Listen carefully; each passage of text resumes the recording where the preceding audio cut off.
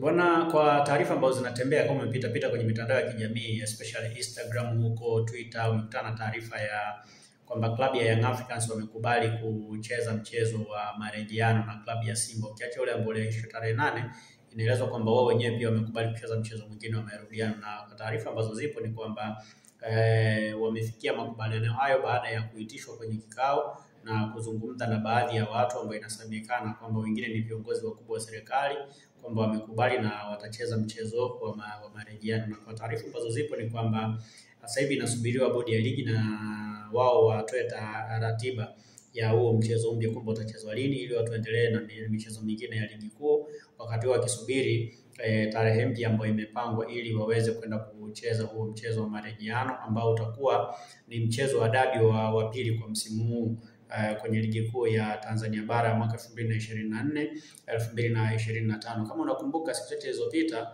baadhi ya viongozi wa Yanga waligoma kabisa, walikuwa wanazungumza wakisema kwamba hawako tayari kucheza mechi ya marudiano au mechi ambayo wanaijua ni ile ambayo ilikuwa imeahirishwa. Lakini kwa taarifa ambazo zipo sasa hivi ni kwamba wao wenyewe wamekubali kucheza mchezo wa pili. Kwa hiyo dabi iko pale pale na mechi itachezwa kama kawaida. Kwa hiyo tusubiri na kuona ni nini ambacho kitaendelea, lakini kwa taarifa ambazo zipo ni kwamba Young Africans kama klabu wamekubali.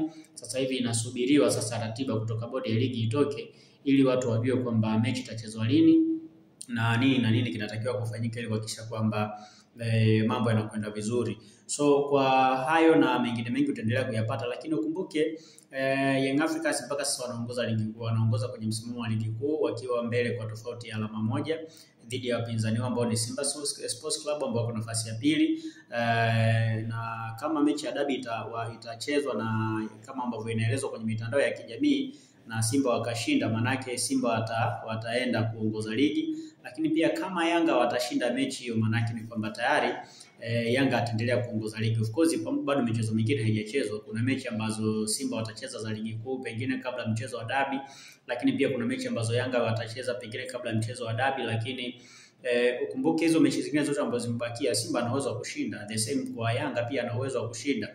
So inawezekana mechi ya dabi ndio mechi ambayo ikaja kuamua ni nani ambaye anaweza kwenda kuchukua ubingwa, na sisi tunasubiri kwa hamu kuona ratiba ya bodi ya ligi itaeleza dabi inachezwa lini. Yaani kama itatokea kwamba labda dabi inachezwa labda kwenye tarehe labda mwezi wa 4 au mwezi wa 5, maana yake tunaweza kuanza kukaunti sasa timu ambayo itadondosha alama kwenye dabi itakuwa na pressure kwa kiasi gani, lakini pia timu ambayo itashinda kwenye dabi itakuwa na hueni kwa kiasi gani.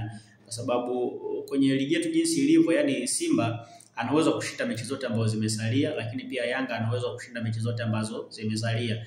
Lakini kwenye hiyo mechi ya dabi hiyo, ukiacha zingine zote, ndio mechi ambayo pengine inaweza ikawa na matokeo ya tofauti so far, kwa maana ya kwamba Simba wanahitaji alama, lakini pia Yanga wanahitaji alama. Lakini zinapokutana Simba na Yanga mara nyingi huwa zinakuwa kwenye zinatupaga mara nyingi ladha ya tofauti, yani zinakuwa na test ya tofauti fulani hivi, test ambayo wakati mwingine inasababisha pia hata matokeo ambayo tunayatarajia yanakuwa tofauti na vile ambavyo watu wengi wanaona. Yani unakuta labda watu wanatarajia kupata matokeo la kuona labda matokeo ya Yanga kushinda, au labda watu wanatarajia kuona labda Simba anashinda, lakini kutokana na namna ambavyo pressure huwa mara nyingi inakuwa kubwa, unakuta mabadiliko yanatokea tu. Yani ile timu ambayo tarajia ndio inashinda, na kuna uwezekano mkubwa ikawa ikashindwa kushinda, lakini pia ile timu ambayo ulikuwa unaona kama haiwezi kushinda ikawa ikashinda mchezo, au labda akatokea matokeo ya sare. Ni vitu ambavyo kwa mara nyingi vinatokea. So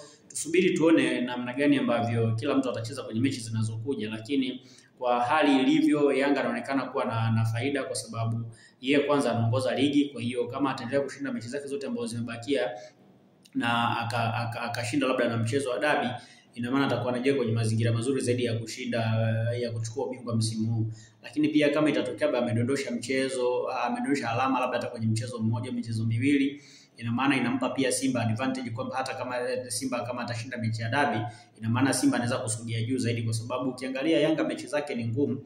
Ana mechi dhidi ya Tabora, na ukiangalia Tabora uwanja wao tayari umerekebishwa uko sawa. Ina maana mechi itaenda kuchezwa pale Lake Tanganyika pale Al Hassan Mwinyi, sio Lake Tanganyika, pale Al Hassan Mwinyi. Ina maana ni mechi ngumu sana kwa Young Africans. lakini pia na mechi dhidi ya Azam FC, na hizi mechi zote mbili ni mechi ambazo kwenye duru la kwanza alipoteza.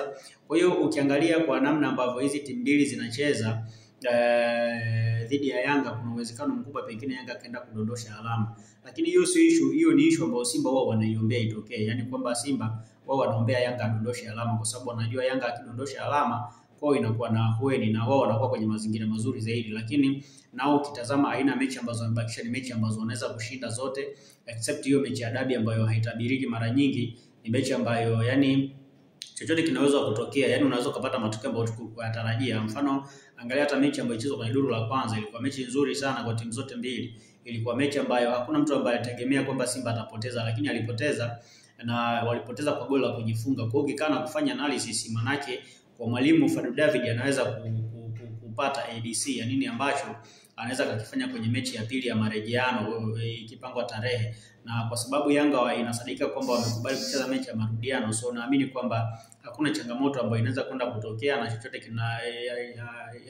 kinaweza kwenda kutokea. Lakini Simba kushinda au Yanga kushinda ni kitu ambacho kinatarajiwa na kila mtu.